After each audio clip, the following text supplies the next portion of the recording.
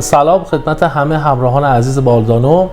مهیار محمدعلی هستم، مدیریت دپارتمان مهاجرت هلدینگ آرتودادمان ایستاتیس که بخش مهاجرتی رو شما به اسم بالدانو میشناسید. خیلی خوشحالم و دوست داشتم که شخصا بیام این خبر خیلی خوب و به جامعه علاقمند حضور به کانادا اعلام بکنم.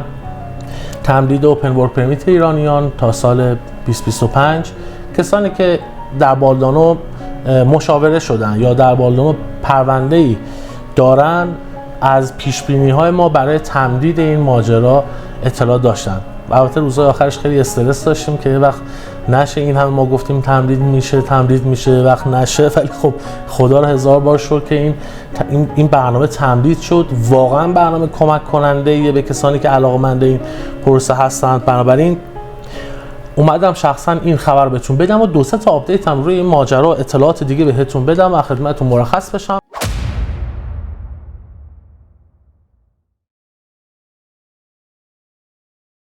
خب چند تا نکته خیلی مهمم اینجا لازم میدونم که به دوستانم بگم. دوستانی که ویزاشون هنوز پاسخش نیومده، پس دیگه الان نگران نباشید، منتظر باشین پاسخ ویزاتون بیاد. الان تقریبا بین 40 تا 60 روز پاسخ‌ها عموما داره میاد. ما 2 هفته‌ای هم ویزا داشتیم، 1 هفته‌ای هم داشتیم. بنابراین حالا نهایتا تا 50 روز روش حساب بکنید. دوستانی که ویزاشون ریجکت شده نگران نباشید.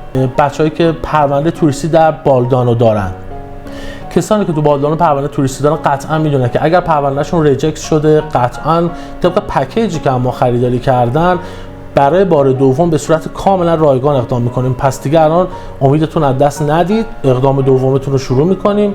فقط اینا بعد حتما این دوستان بین 20 تا 25% واقعا تغییر رو پرونده داشته باشه. بنابراین اینجا خیلی ما همکاری شما رو قطعا نیاز داریم توی این موقعیت.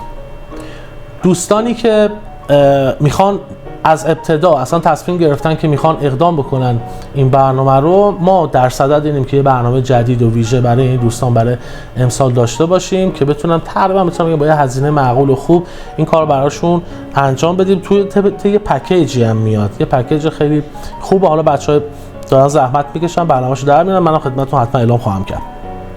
نکته دیگه، دوستانی که استادی پرمیت دارید لطفاً سریعا اقدام نکنید برای اوپن ورک پرمیت ایرانیان. اصلا نیازی نیست. شما بعضی وقتا با همین استادی پرمیتی که دارین خیلی سریعتر میرسین به پیار.